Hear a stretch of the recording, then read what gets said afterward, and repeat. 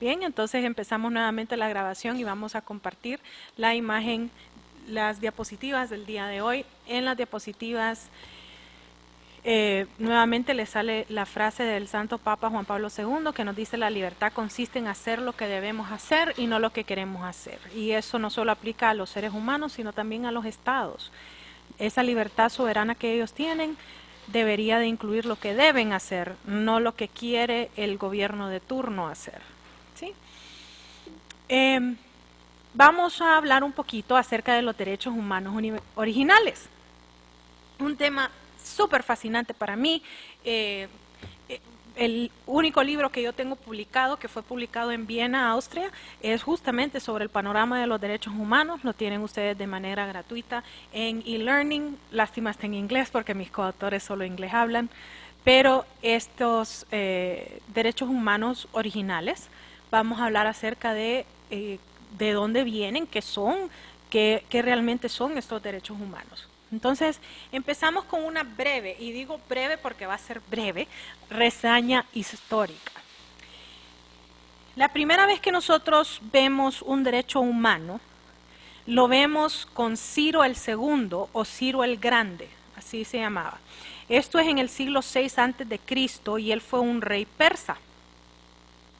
Él, como parte de su reinado, quería hacer lo que la mayoría de los reyes y de los emperadores de ese tiempo hacían, que era expandir su territorio.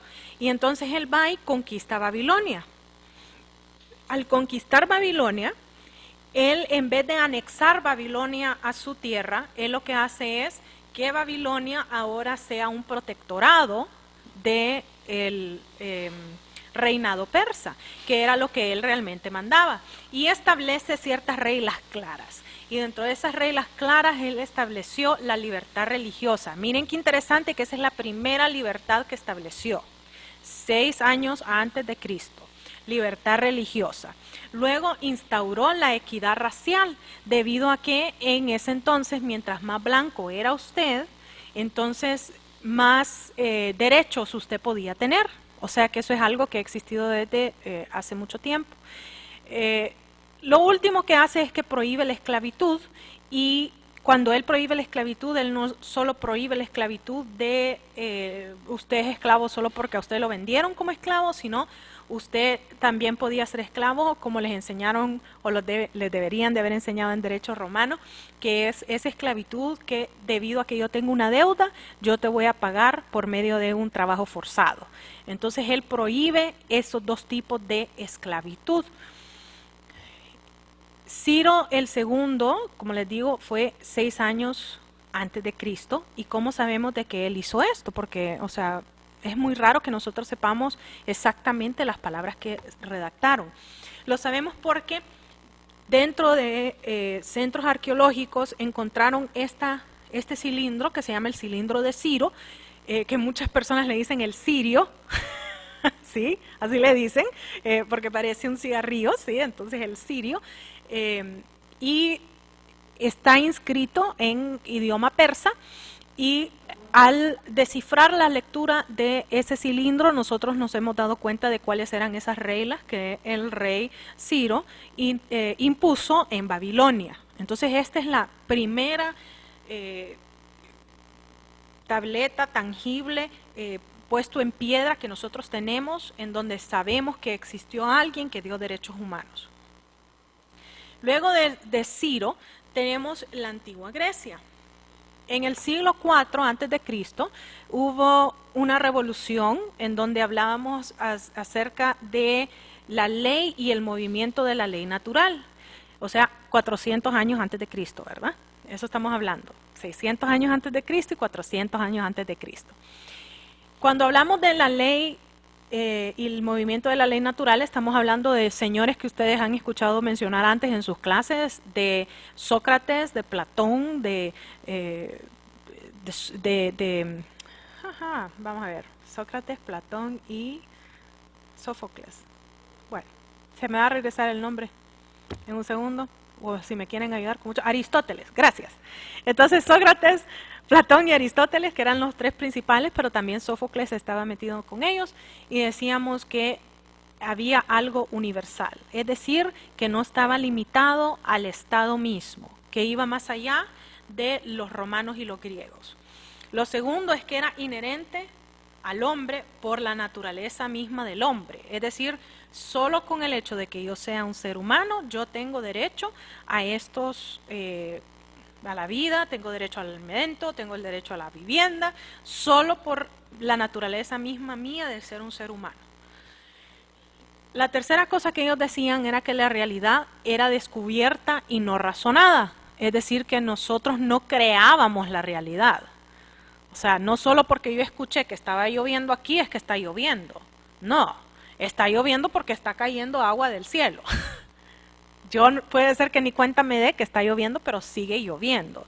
Es la pregunta eterna que nos hacen en filosofía de si se cae un árbol en medio del bosque, ¿hace sonido o no?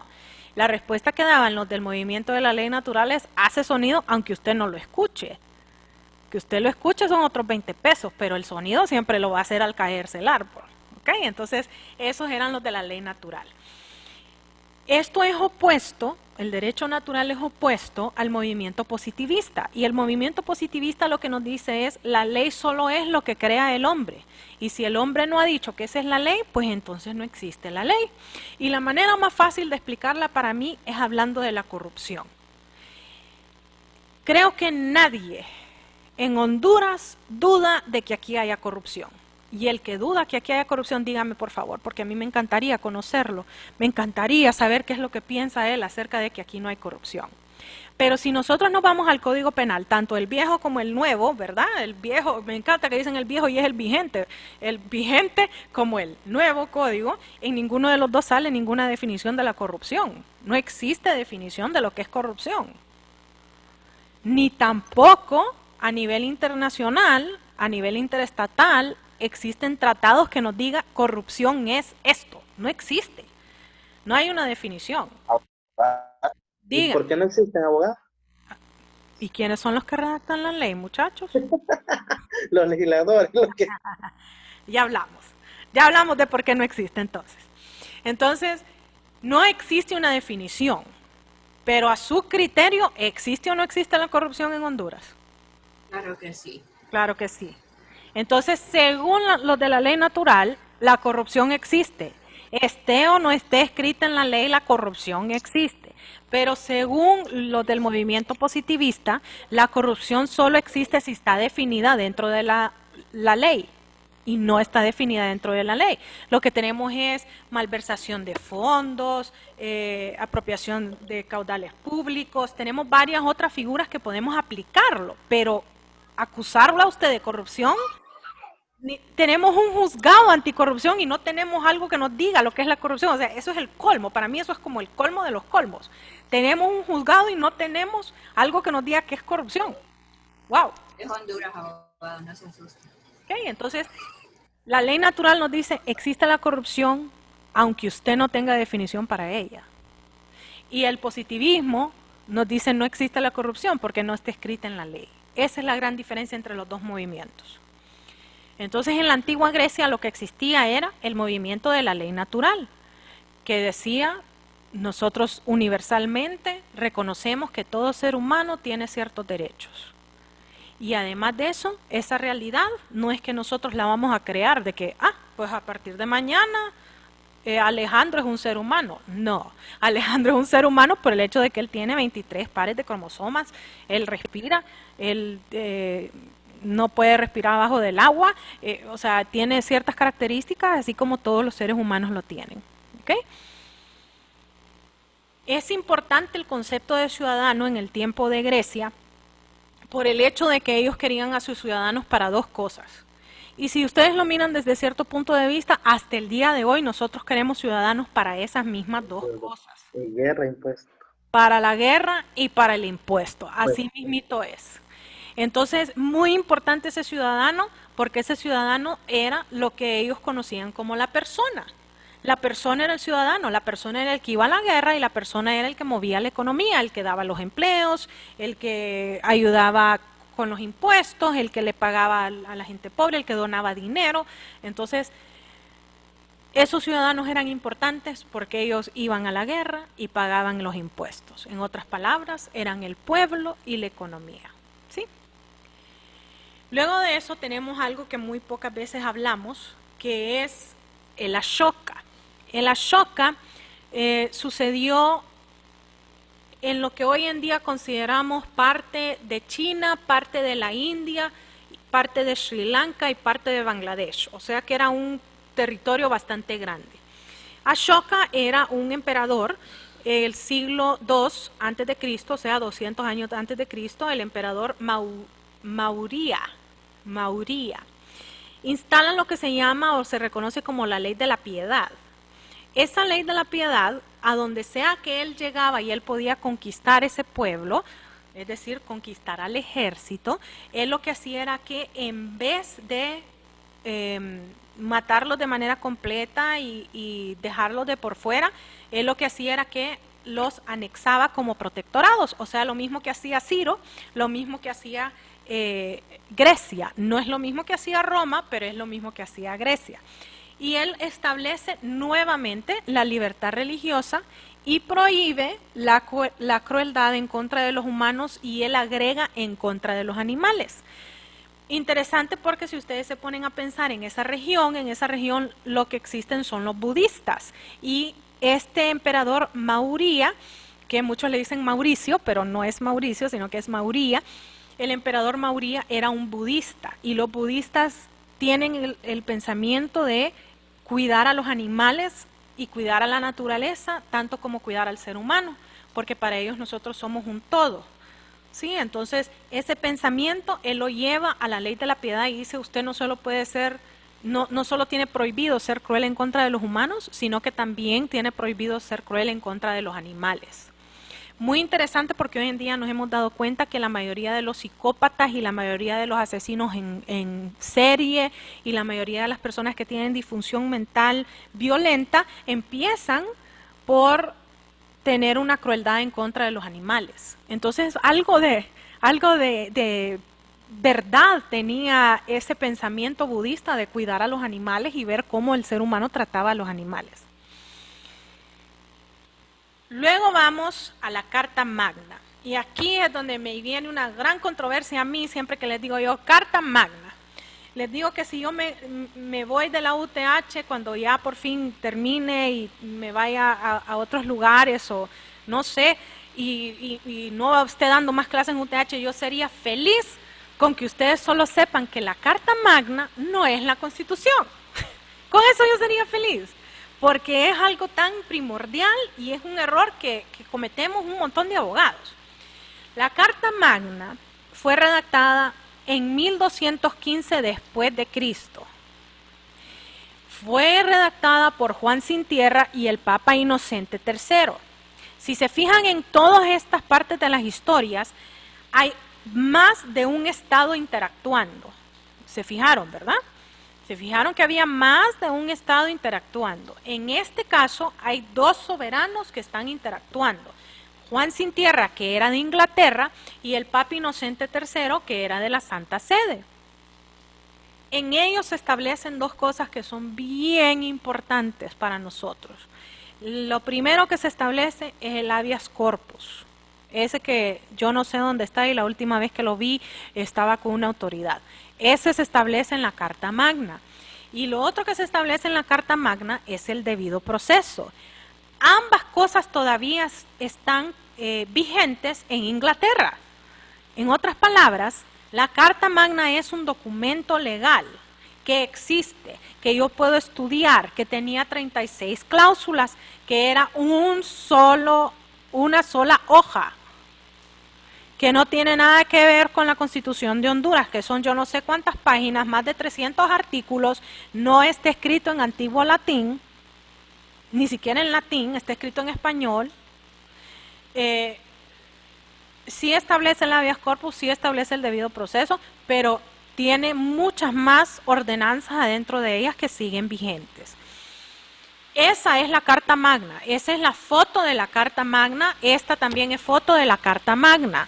Eso de ahí es la Carta Magna. La Constitución que ustedes tienen en sus casas y que ustedes estudian no es la Carta Magna, es la Constitución de la República de Honduras. ¿Ok? Eso que ustedes están viendo ahorita en sus pantallas, eso es la Carta Magna. La primera que está a mano, la primera que les enseñé, esta que les enseñé, ¡oh! Está lloviendo en mi casa, disculpen si escuchan mucho ruido. La primera que les enseño yo que está ahorita en sus pantallas, se encuentra en la colección privada de la Reina de Inglaterra, está custodiada permanentemente las 24 horas del día, los 7 días de la semana, las 52 semanas del año, y se le enseñan única y exclusivamente a los reyes y a los otros monarcas o a los otros, oh wow, está lloviendo bastante fuerte en mi casa, discúlpenme. A los otros reyes, a los otros presidentes y a los otros primer ministros que llegan a ver a la Reina de Inglaterra. En otras palabras, esa versión de la Carta Magna, lo más seguro la ha visto Juan Orlando Hernández, pero nosotros es muy raro que la vayamos a poder ver, ¿verdad?, en nuestras vidas, a menos que lleguemos a tener un puesto como canciller tal vez, o ya siendo presidente de la República de Honduras. Y esta segunda es una que está disponible a la vista del público en general, está en una ciudad en Inglaterra que se llama Salisbury, y adentro de una catedral, está custodiada permanentemente todos los días del año y está custodiada con armas de fuego, o sea que no es cualquiera el que puede tratar de robársela. Sin embargo, hace 2 años trataron de robársela, dispararon a él, si ustedes miran tiene como reflejo la foto, dispararon en contra de esa foto, de ese vidrio. Sin embargo, pudieron arrestar a los hombres que trataron de robarse la Carta Magna. Esta es una de las copias originales de la Carta Magna. Después existe una que está en Estados Unidos, que está custodiada dentro de la Biblioteca del Congreso de los Estados Unidos de América, que es rarísimo que usted llegue a verla. Ahí sí solo el presidente de los Estados Unidos y el vicepresidente de Estados Unidos, que es a su vez presidente del Parlamento de los Estados Unidos, solo ellos dos tienen el acceso a ver esa carta. Existe controversia acerca de si sus esposas y sus hijos pueden verlas. La respuesta usualmente es no. Entonces eso es aún más difícil que podamos ver esa versión, ¿verdad? Y luego existe otra versión que es aún más, menos preservada, podríamos decirla, que esa es la que viaja por todo el mundo y hay exhibiciones de ella. La última exhibición que hubo en las Américas, si no me equivoco, fue en Colombia, hace 2 años. Entonces hace una exhibición a nivel mundial, el Estado se tiene que responsabilizar, el ejército la tiene que custodiar, o sea que es un protocolo bastante grande para que no se vayan a robar esa versión. Solo esas 4 versiones existen de la original que fue hecha a mano. Esa es la Carta Magna, ¿sí? Entonces nosotros no tenemos Carta Magna. Nosotros no somos de Inglaterra, ni lo escribimos en latín, ni solo es una hoja, ni fue porque nos dimos besitos con el Papa del momento que era Juan Pablo II, no. Eso no fue lo que sucedió con la Constitución de Honduras, ¿sí? Entonces, esa es la... Dígame. Y entonces, ¿por qué hay catedráticos dentro de la universidad que enseñan eso? Porque hace aproximadamente 100 años, un periodista escribió que la Constitución de los Estados Unidos era la Carta Magna.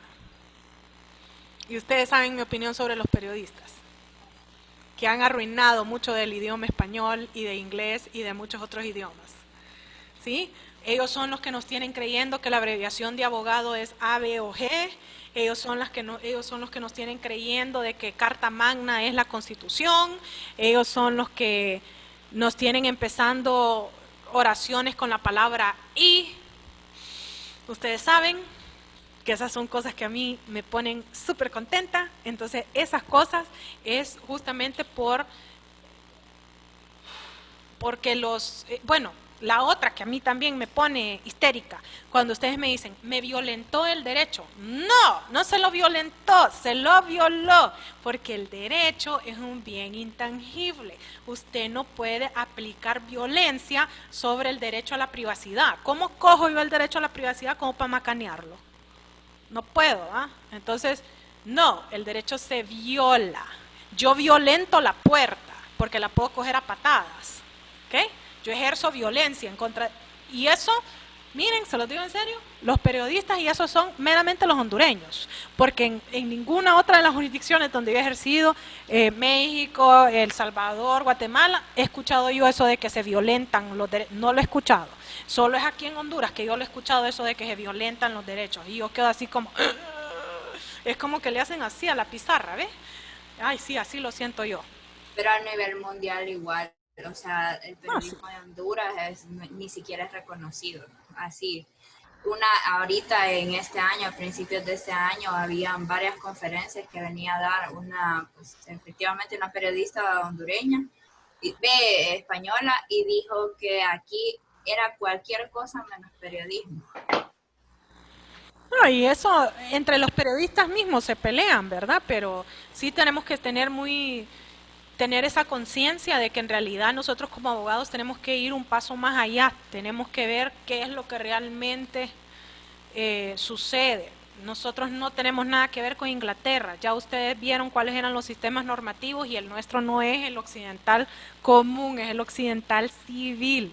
O sea que nosotros nada que ver con el rey Juan sin tierra de Inglaterra, nada que ver con el Papa Inocente III, nada que ver, en 1200 ni siquiera existía Honduras, entonces por favor, no más decir que nosotros tenemos Carta Magna, sí es importante la Carta Magna y como les digo, parte de la Carta Magna sigue vigente en Inglaterra, o sea que es un documento legal que yo puedo tocar y yo puedo leer y yo puedo analizar y que sigue con vida. ¿Ok? Entonces es muy importante saber esa parte. Luego tenemos, recuerdo que Gabriela a mí me decía en una de las clases, abogada, la Iglesia Católica tiene mucho poder. Sí, Gabriela, la Iglesia Católica tiene y sigue teniendo mucho poder. Históricamente, ellos hicieron algo que se llama el Consejo de Constanza, en 1413 después de Cristo. En este Consejo de Constanza se reunió la Santa Sede con Luxemburgo, con Polonia y con Lituania. Ahí se establecieron varias cuestiones bien importantes. La primera es cuáles eran los derechos de los presos de guerra. Muy importante, los derechos de los presos de guerra, que no se les torture, que se les dé comida, que se les dé agua potable. Los presos de guerra antes eran o matados o simple y llanamente los dejaban en una celda y llegaban a pesar hasta 50 libras algunos de ellos, ¿verdad? Entonces, aquí se establece por primera vez cuáles son los derechos de los presos de guerra. Lo segundo es que se refuerzan los principios del debido proceso que ya existían debido a la Carta Magna. Se dispone lo que nosotros conocemos como la autodeterminación de los pueblos. Y recordarles en este momento que cuando hablamos de la autodeterminación de los pueblos, estamos hablando de los ejércitos, ¿ok? Entonces, si usted puede defender a su república, usted puede tener autodeterminación. Luego se prohíbe la conversión religiosa forzosa, en otras palabras, fíjense bien lo que estoy tratando de decir. La Santa Sede, los católicos están diciendo que es prohibido que alguien lo fuerce a usted a convertirse al catolicismo. ¿Ok? Entonces es muy importante que se reconozca eso y es un derecho que se sigue violando a nivel internacional.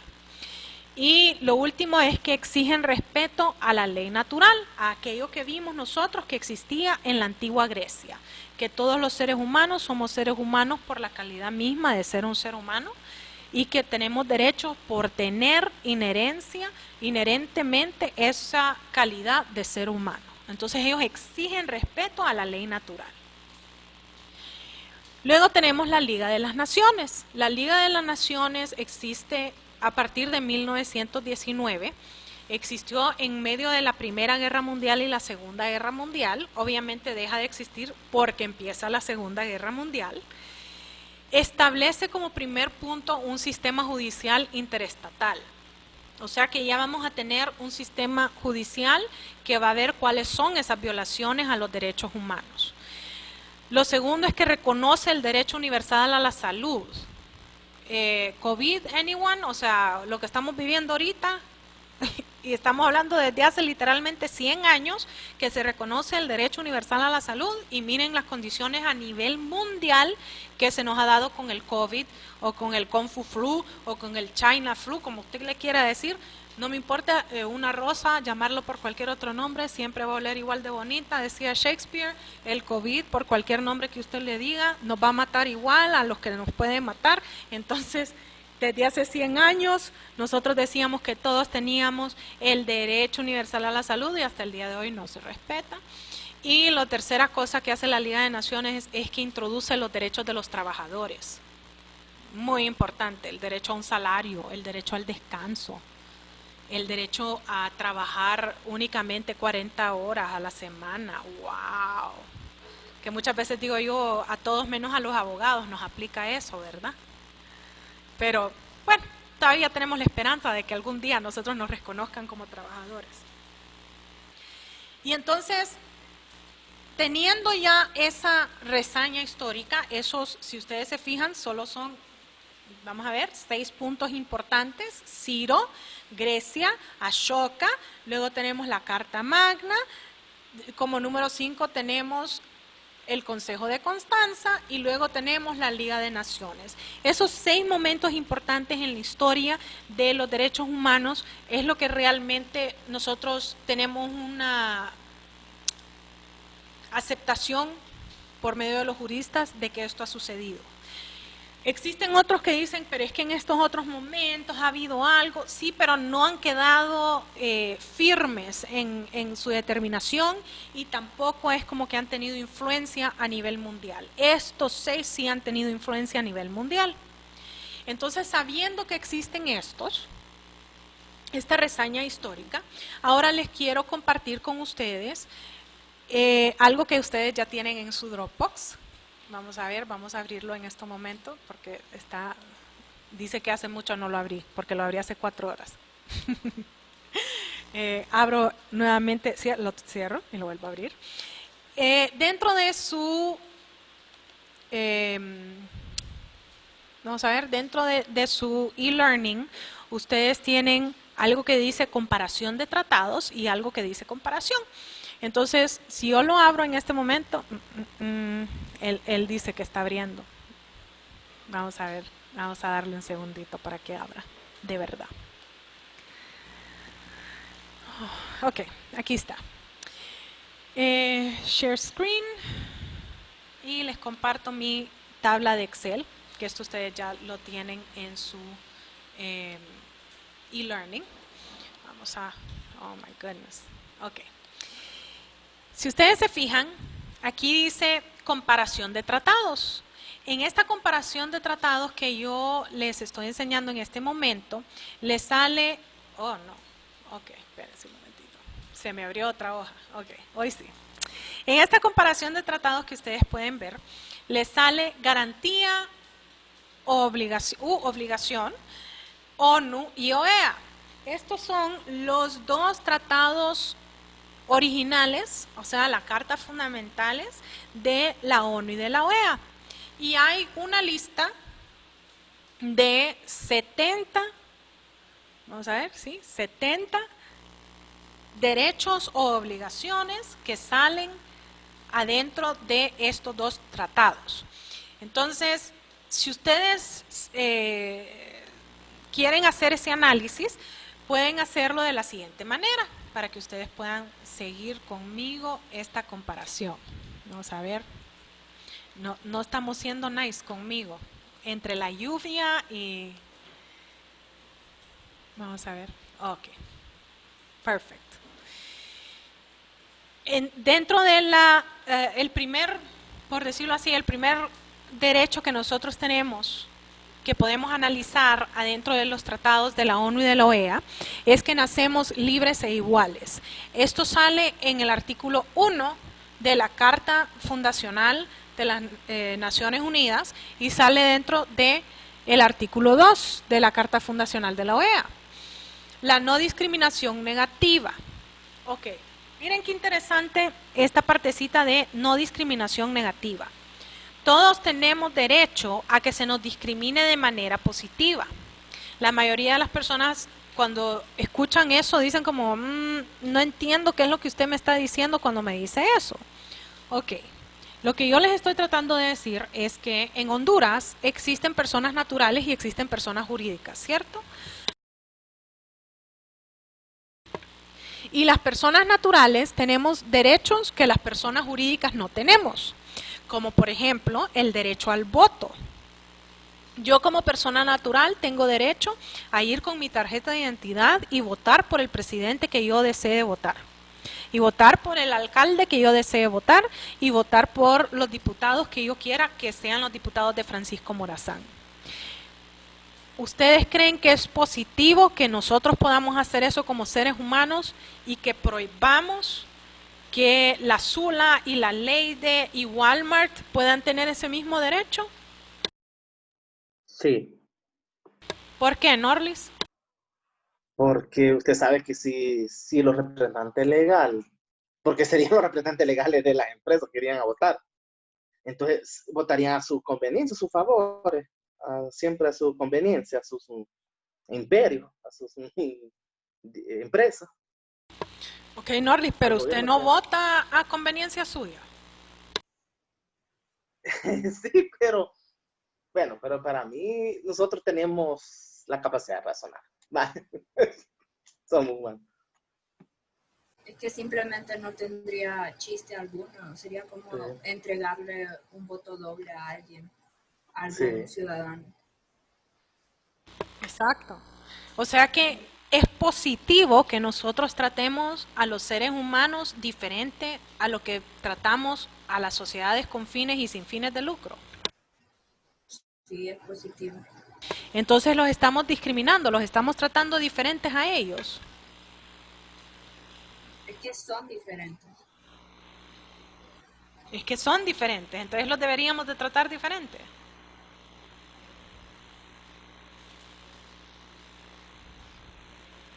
Sí, o sea, el hecho de que no es un ser humano, o sea, sí tiene un trato diferente. Hay cosas que sería raro de las que gocen, entonces realmente sí tienen también tienen sus derechos, ¿verdad? Pero van especializados al tipo de existencia que ellos tienen. No es igual, porque ¿cómo voy a agarrar a golpes a una empresa? No puedo. O sea, como usted dice, no es tangible. Exacto, y voy a ponerles otro ejemplo de algo que nosotros hacemos entre los mismos seres humanos. Ahorita que nosotros estamos en esta situación del COVID, el Estado mismo nos ha dicho, de 7 a 9 de la mañana pueden entrar a los supermercados y a los cualquier otro centro de atención, a las farmacias, las mujeres embarazadas, los de la tercera edad y los discapacitados. Y a los bancos de 9 a 10. ¿Estamos tratándolos a ellos de manera distinta? Sí. Sí, Hay una diferencia. Hay una diferencia. ¿Y eso sería positivo o sería negativo? ¿Qué piensan ustedes? El propósito de que eso se haga así sería evitar que ellos se expongan más, ya que el virus, ¿verdad?, puede afectarlos a ellos de sobremanera que a una persona joven, por ejemplo, una mujer que no está en estado de gestación. Entonces se hace esa regulación para que ellos, ¿verdad?, no se expongan tanto, ya que son una minoría en este caso. Entonces, no lo veo como una diferencia, es más como una deferencia que se tiene hacia ese tipo de personas con este tipo de condiciones o es parte de la vida, es más protección que discriminación. Abogada, Dígame, Celina. pero si nos ponemos a pensar, si se fija, el virus no está diciendo, solo vamos a atacar a los, a los adultos mayores. No, sino que a quien sea, ¿verdad? Entonces, no sé, de ponerse a pensar en ese caso. nadie está exento. No sé si es una protección. Es Lo una que pasa, Edward nos dice es una protección. Y yo les diría, en el caso de la mujer embarazada no puede tomar medicamentos. Yo no sé si ustedes sabían eso, pero las que somos mujeres acá y hemos estado cerca de mujeres embarazadas, ni siquiera una Panadol se pueden tomar. Entonces, Solo pueden tomar acetaminofén, se supone, ¿verdad? que sí es. entonces si a ella le Oh, da mi COVID, país con grandes medicamentos. exacto. Entonces si a ella le da COVID, a una mujer embarazada le da COVID, ¿cómo le tratamos el COVID a ella? ¿Cómo protegemos a ese niño que esté en gestación? Solo con acetaminofén. Solo con acetaminofén. Están oyendo, ¿verdad? O sea, acitromicina. Yo le puedo dar acitromicina a una mujer embarazada. No, ¿No? pero ni un té le puede dar, abogada. Nada. Nada. Solo acetaminofén le receta. Exacto. A una persona de la tercera edad, cuando usted ya llega a la tercera edad, ya llega con todos los achaques. Esa es la realidad del asunto. Si ya yo de 37 tengo achaques, no quiero ni saber cómo voy a estar a los 70. No, literalmente, yo se los digo, ya tengo achaques. Entonces, a las personas de la tercera edad, les voy a dar el ejemplo de mis papás. Mi mamá, sobreviviente de cáncer de pulmón. Mi papá, diabético que tuvo coma diabético, que tiene hipertensión y que además de eso tiene problemas con el balance. Si a alguno de ellos dos le llega a dar COVID, ¿cómo cree que le va a ir? A nivel mundial, abogada, las personas que más están tratando de proteger son a los diabéticos, ya que ellos ya presentan problemas en su sistema inmunológico. Entonces, atacar esa enfermedad es muy difícil y por lo general termina en muerte. O sea que sería un problema grande que a ellos les dé COVID. Y obviamente como el COVID afecta a los pulmones y mi mamá es sobreviviente de cáncer de pulmón, estamos ya hablando de una persona que tiene un riesgo aún mayor, ¿sí? Entonces, y las personas que padecen de alergias, todo eso, porque se supone que el COVID da eso también y le tapa las vías respiratorias. exactamente. Entonces, sí, les estamos haciendo algo como diciendo, ustedes son diferentes. Los estamos tratando de manera diferente. Eso es discriminar. Pero esa discriminación es positiva, porque lo que estamos tratando de hacer es evitar que a ellos les dé COVID, porque si a este sector de la población le da COVID, ahí sí colapsan los hospitales. O sea, literalmente, si ahorita estamos a capacidad, porque eso es lo que estamos en estos momentos, estamos a capacidad. Entonces, si a eso le agregamos a los ancianos y le agregamos a los que tienen diabetes y le agregamos a las mujeres embarazadas, ahí colapsamos. Entonces, somos de los pocos países, dicho sea de paso, que estamos haciendo esas excepciones. Y somos de los pocos países que en estos momentos son pocas las mujeres embarazadas que les ha dado COVID. Y son pocos los diabéticos a los que les ha dado COVID. Entonces, como yo les digo, al César lo del César, estamos mal en cuestiones de salud, estamos horriblemente mal, ni guantes tienen, literal, ni guantes tienen, pero hemos tomado esa medida, los estamos tratando diferentes y es algo positivo, ¿sí? Entonces todos tenemos el derecho a que nos discriminen de manera positiva, pero no que nos discriminen de manera negativa. Ejemplo, que no vayan a decir, bueno, a todos los que son diabéticos, si les llega a dar COVID, se fregaron porque no van a tener cama aquí. Fue culpa de ustedes. O sea, eso ya sería negativo, ¿cierto? Ahí sí los estaríamos tratando de manera negativa. Entonces, eso de no ser discriminado de manera negativa lo encontramos en el artículo 2 de ambos tratados. El derecho a la vida, muy interesante, nos sale en el primer artículo de la OEA, pero hasta el tercer artículo en la ONU. Y así como ustedes van viendo y pueden ir analizando dentro de esa lista, ustedes van a ver que se prohíbe la esclavitud, se prohíbe ser sometido a, y si se fijan, dice ahí, se prohíbe la esclavitud o la servidumbre por endeudamiento. Entonces ahí vamos a aquel pensamiento que teníamos en Grecia y que teníamos en Roma, de que las personas podían ser esclavos para pagar sus deudas. ¿Sí? ¿Recuerdan eso que ustedes lo vieron en derecho romano? Quizás lo vieron en alguno de los civiles, que usted no puede pagar su deuda por medio de trabajo forzado. Es bien interesante eso de el endeudamiento, la servidumbre por endeudamiento, por el hecho de que en Europa y en Estados Unidos hubieron, y se lo repito porque eso es algo que muy poca gente conoce, hubieron más esclavos blancos que esclavos negros. Y la esclavitud que ellos tenían era por servidumbre de endeudamiento, ¿sí? Esa era la esclavitud que ellos realizaban. Y una de las cosas que es muy poco conocida es que en el tiempo en que el presidente Abraham Lincoln hace la liberación de los esclavos, la mayor cantidad de los esclavos, más del 70% de ellos eran blancos, ¿sí? Y solo el 30% eran negros. Es exactamente esa misma cuestión que yo les digo de muchas veces tenemos que ir más allá. Cuando nos dicen que hubieron 6 millones de muertos, que Hitler mató a 6 millones de judíos. Sí, es cierto, Hitler mató a 6 millones de judíos, pero en realidad Hitler mató a 11 millones de personas y los otros 5 millones resulta que eran personas que profesaban la fe cristiana. Casi todos de ellos eran católicos. Mató a varias monjas y mató a varios curas. Entonces, ¿Y por qué? ¿Aló? ¿sí? ¿Y por qué no, eso no se, esa parte no se dice, siempre lo se dice los 6 millones de los judíos? Es buena pregunta que yo no sé contestarle. Porque esta guerra, ¿verdad? El mayor tema aquí era en contra de los judíos, no de los cristianos ni nada de eso. O sea, es como un plus, ¿me entiendes? Entonces 5 la millones. gente, exactamente, es un dato bastante relevante que debería de ser contado y todo, La historia. pero realmente la guerra era en contra de los judíos.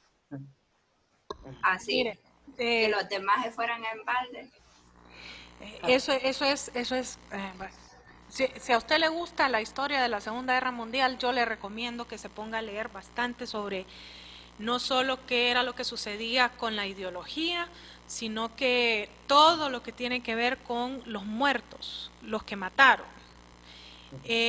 Sí, la primera fase era en contra de los judíos, la segunda fase era en contra de los cristianos católicos, y la razón por la cual eran cristianos católicos de manera tajante es porque los cristianos católicos, aunque somos bien calladitos y no andamos profesando mucho nuestra fe, cuando nuestro papa nos dice tenemos que hacer tal cosa, usualmente hacemos esa cosa, o sea que somos bastante disciplinados. Y inclusive hay una historia bastante famosa de que el Papa mandó a matar a Hitler. O sea, ahí es donde la gente dice, ¿cómo? No, a mí eso no me lo contaron. Sí, el Papa fue parte de un plan con 2 coroneles del ejército de Hitler, del ejército alemán, para matar a Hitler. O sea, eso sucedió. Y a los 2 altos de alto nivel del ejército de Hitler los mató Hitler, los colgó de la calle y al Papa le declaró la guerra y lo primero que fue a hacer es que fue a matar a un cura que es ahora un santo que se llama el cura Kolbe, y el cura Kolbe muere porque a él le dicen, bueno, vamos a matar a este hombre que es papá de 8 hijos a ver si es cierto si sos cura o no.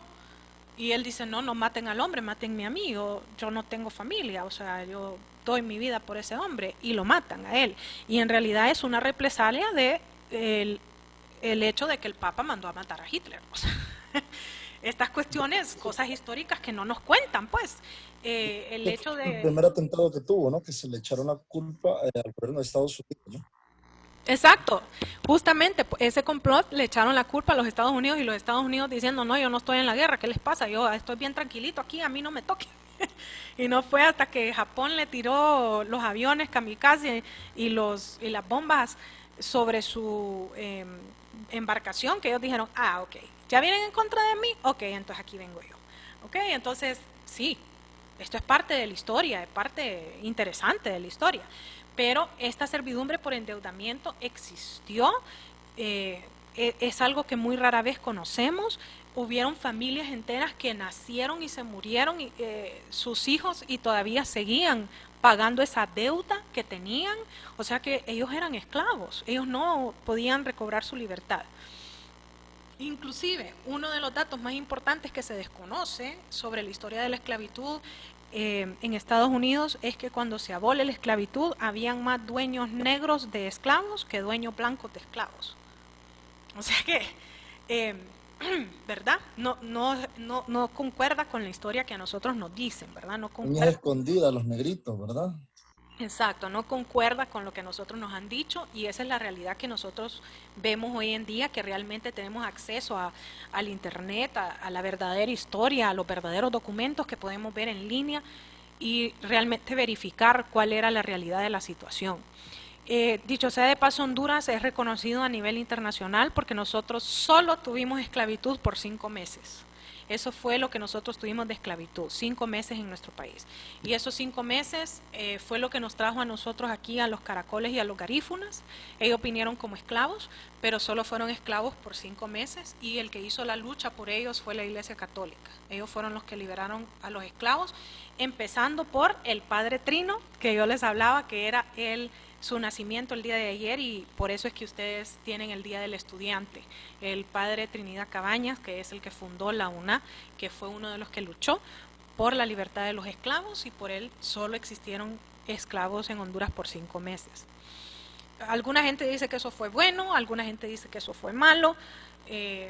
Los países que tuvieron esclavos muy importantemente son los grandes poderes a nivel mundial: Estados Unidos, Rusia, Francia, Italia, Brasil, México. Ellos tuvieron esclavos por más de 100 años y ellos son países que tienen bastante poderío.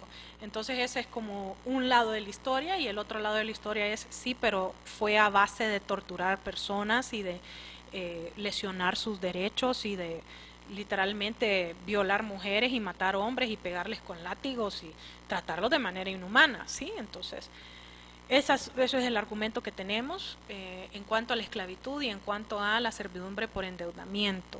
Y si se fijan, eso solo sale en el Tratado de la ONU, no sale en el Tratado de la OEA. Muy interesantemente porque el que quiso que no saliera fue Estados Unidos, porque Estados Unidos fue el gran país que tenía servidumbre por endeudamiento. Entonces ellos decían como, no queremos que eso salga, no queremos que salga de que eso existía, ¿verdad?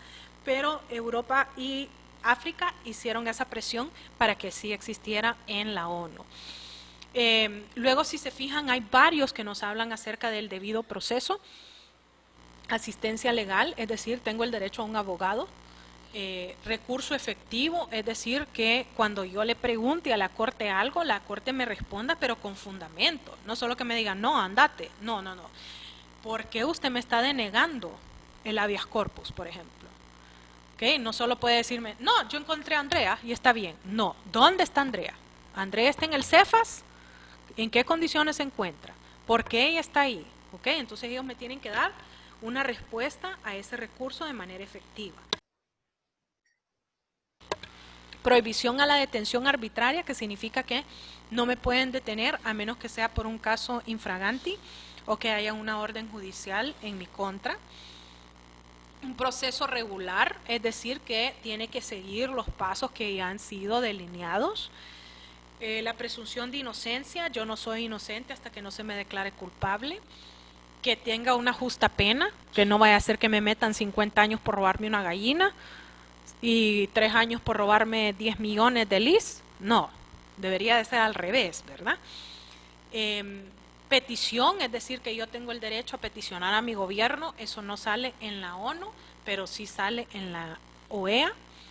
El derecho a la privacidad, que es algo que hemos hablado bastante en esta clase, sale en ambos. La inviolabilidad del domicilio, es decir, nadie puede entrar a mi casa a menos que yo le permita entrar a mi casa, y eso incluye a la autoridad, a la policía, al ejército, a quien sea.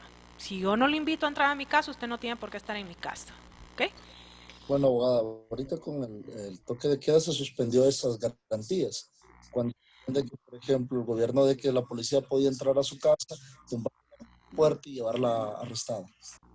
Sí, entonces eso nosotros lo vemos en el tercer parcial, cuándo se pueden suspender esas garantías, bajo qué condiciones, y a eso le llamamos el choque de derechos.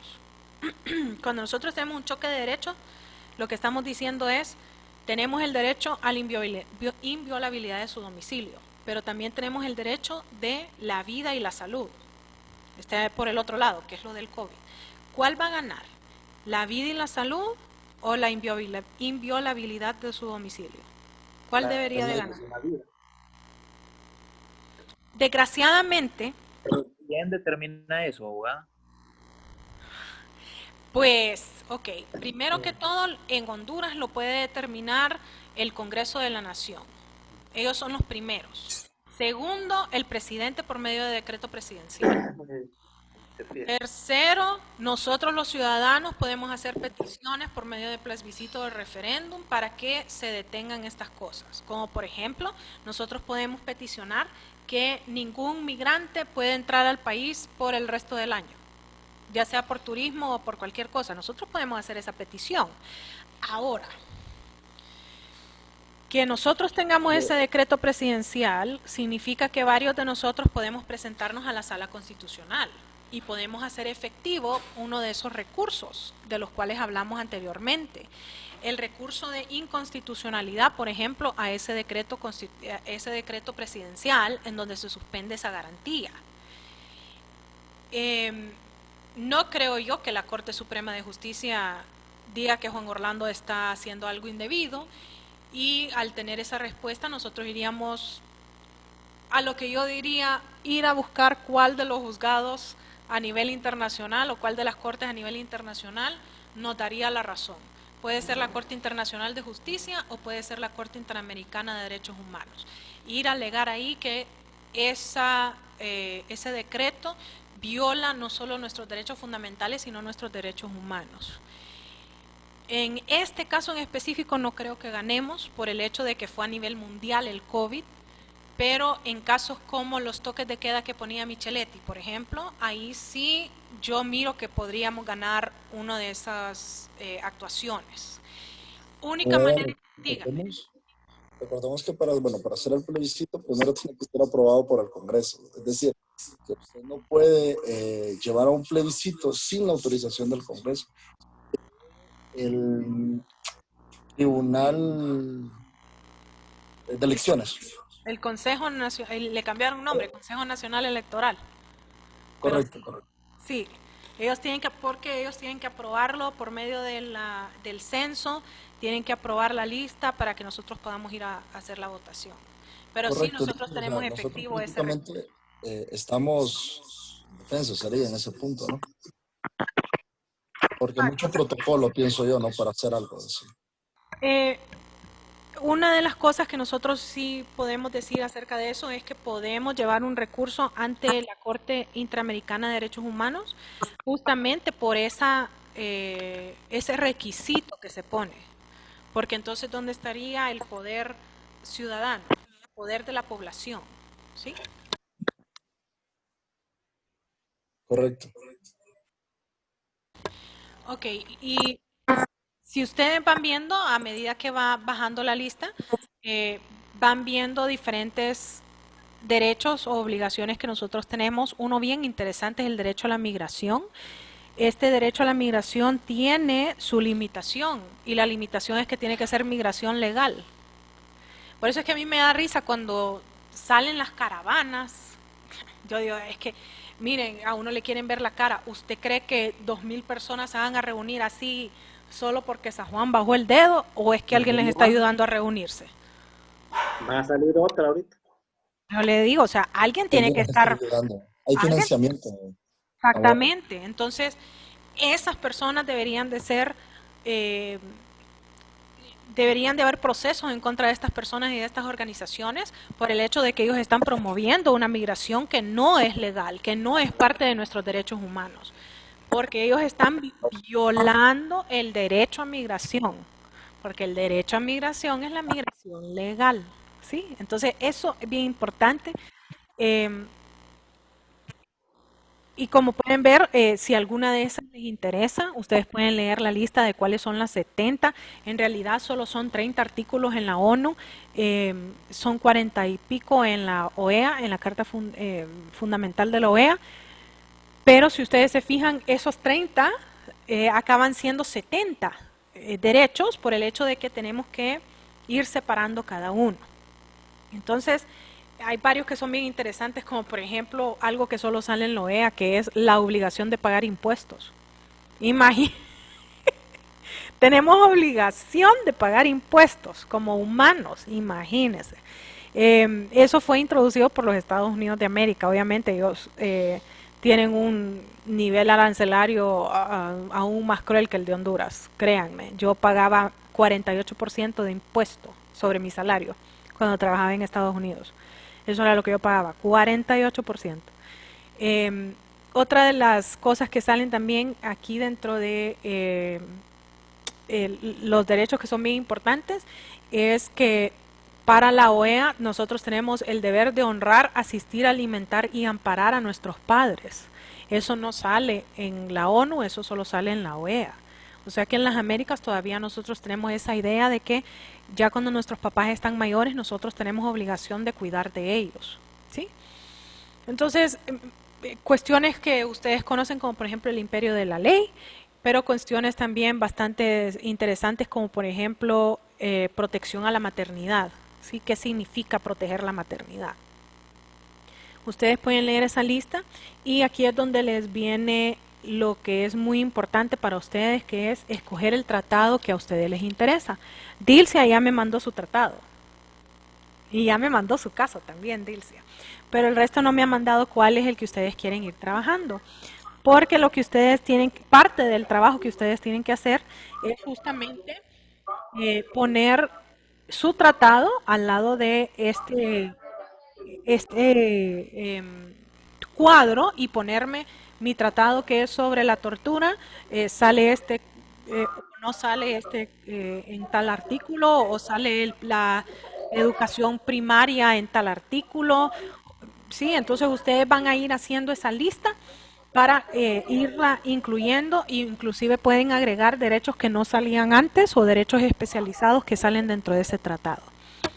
Entonces, no sé si tienen preguntas sobre la historia o sobre los derechos originales.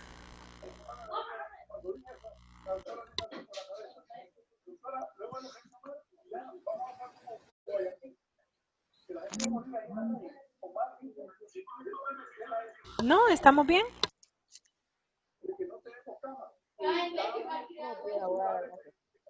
Yo sobre la tarea, abogada. Dígame, ¿qué pregunta tiene?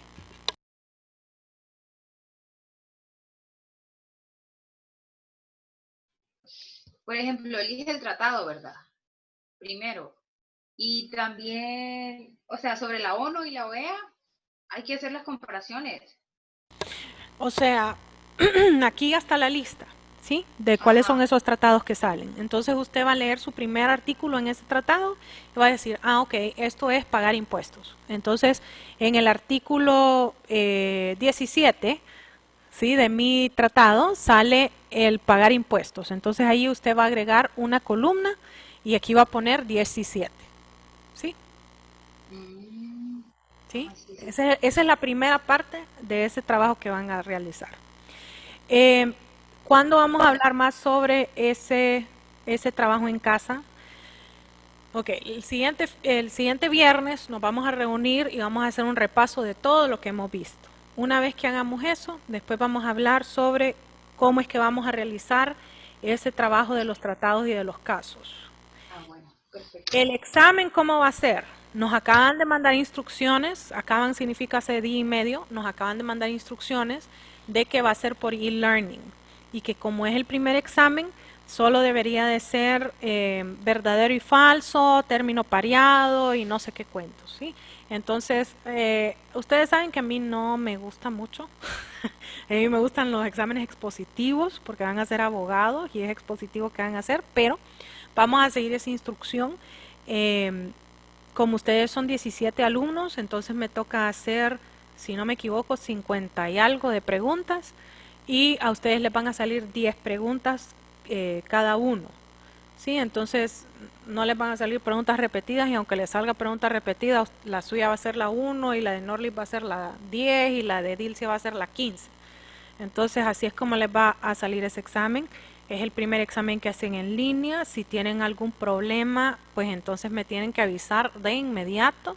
¿Cuándo se va a habilitar? Se habilita el examen el sábado a las 12:01 de la madrugada. Desde ese momento ustedes pueden tomar su examen y se va a cerrar el lunes a las 12 del mediodía. Entonces tienen 2 días y medio para poder tomar su examen.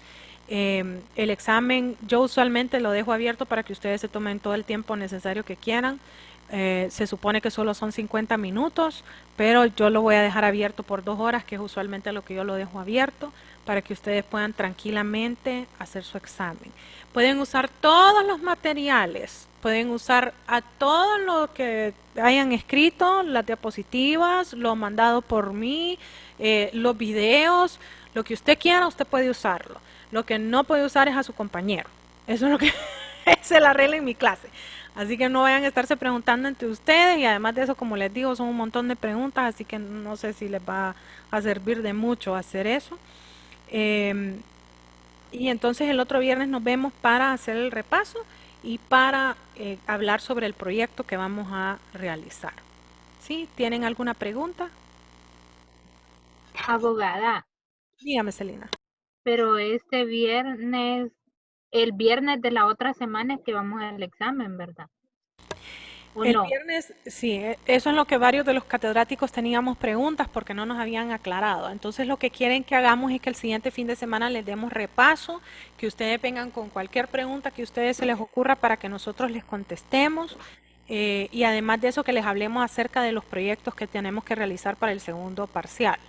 Entonces a eso vamos a venir el viernes a clase. Y luego el examen va a quedar abierto desde el sábado a medianoche hasta el lunes a mediodía. Y la razón por la cual decidieron hacer eso es porque algunos de ustedes solo tienen acceso en el trabajo, al internet, entonces quieren que ustedes puedan tomarlo el lunes en la mañana si ese es su caso. Y se supone que como va a ser selección múltiple y todo eso, se supone que su nota va a estar lista en cuestión de segundos después de que usted toma su examen. Estamos hablando que sería el sábado 20. Sí, sábado 20, o sea, sábado 20 a partir de las 12:01 de la mañana, de la madrugada, es el primer momento en que usted puede tomarlo. Queda abierto en la madrugada por el hecho de que en ese tiempo no está sobrecargada la plataforma y entonces ustedes pueden tener acceso a ella a ese momento, ¿verdad? Si es que son aves nocturnas como su profesora. Pero si quieren tomarlo en horas normales pueden hacerlo porque va a estar abierto de manera corrida y continua hasta el lunes a mediodía. ¿Sí?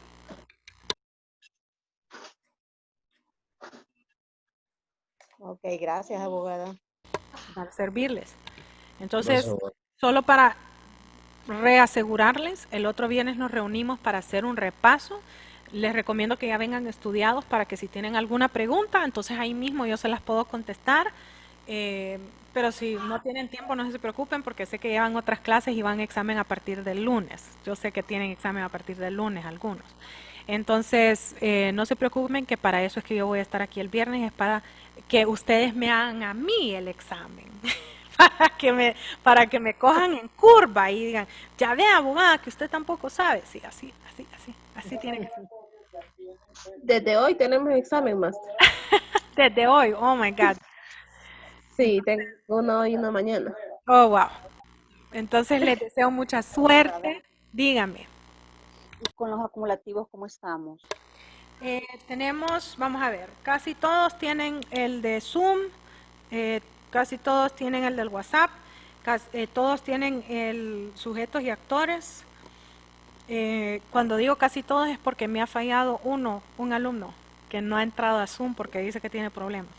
Y en el WhatsApp tampoco ha interactuado. LinkedIn, los que tengo agregados, creo que usted ya la tengo agregada, ¿verdad, Karen? Sí, ya se la mandé. Sí, ya me lo mandó. Entonces tenemos ese que también ya está, sujetos y actores que ya lo evacuamos aquí y que varios de ustedes me lo mandaron. Y luego varios ya me mandaron las tareas del nombre de los artículos en la Constitución y dónde sale persona, de dónde sale humano. Eso también ya me lo mandaron la gran mayoría de ustedes por WhatsApp. creo que 2 personas me lo mandaron, si no me equivoco, 2 me lo mandaron al correo. Pero sí, me lo mandan por esa vía y ya tienen sus puntos en ese sentido. Master, Dígame. Ok, y es gracias. Yo no le que eso de la mandé. Constitución se lo teníamos que mandar. Sí, a mi correo o foto a mi... Porque yo eso lo hice en la Constitución. Yo Pues, subrayé en la Constitución. ábramela y enséñemelo ahorita, Ricardo, y ahí le pongo sus puntos, por favor. Mire, Tiene que probarlo, compañero. Ay, mire, ahí estamos. aquí está ¿se ve ahí? Sí se ve. Yo lo miro. Artículo 59, persona, humano, nombre del artículo. Aquí está, Belleza. nombre del artículo, nombre del ¿Saben artículo. qué es lo que a mí más risa me da? Que los que siempre tienen preguntas son los que tienen todos los puntos. ¿Se han fijado? Ricardo, Karen, Dilcia. O sea, Sí, pero es que hay que salir de dudas porque yo sí lo tengo hecho, pero no le he mandado pruebas, pero sí lo tengo todo hecho. o sea Mire, que va a ser abogado, usted me dice. Tiene sí, la claro, prueba ahí. hasta el 181. 81. 181, sí, lo tengo todo. Sí. Entonces eso hagan, mándenme la foto, que Celina me Aquí la mandó está, ayer, ¿verdad, hasta Celina? aquí está, hasta el 181. Mira, te voy a Sí, dar. abogada. Uy, pero eso lo pone a pensar a uno bastante. Pero es No A bien sé, leer, interesante, la a verdad. leer todos los artículos. Sí, Abogada, dígame. yo también le mandé los ensayos, Sí, o sí, más los que todos recibí. los informes Sí, los de recibí. las 2 primeras clases que no Sí, recibí los y sujetos el y los resto de las autores. tareas. Yes, Sí, yo lo tengo, Andrea. ok. No se preocupe. Con los acumulativos vamos bien realmente. Tengo 2 que no me han mandado, pero el resto ya los Ya tengo. lo voy a mandar, abogada. Mañana lo voy a mandar. Lo que me falta. Ok, muchachos, entonces nos vemos el otro viernes, si les parece. ¿Sí? Bueno, gracias. Está Sí, nos bien, parece, Bueno, abogada. abogada. Buenas noches. les Buenas agradezco por noches, todo, abogada. muchachos. Gracias Feliz por Feliz su noche, atención. noche, abogado. Tengan abogada, buen fin de Buenas compañeros, semana. buenas noches. noches. Buenas noches.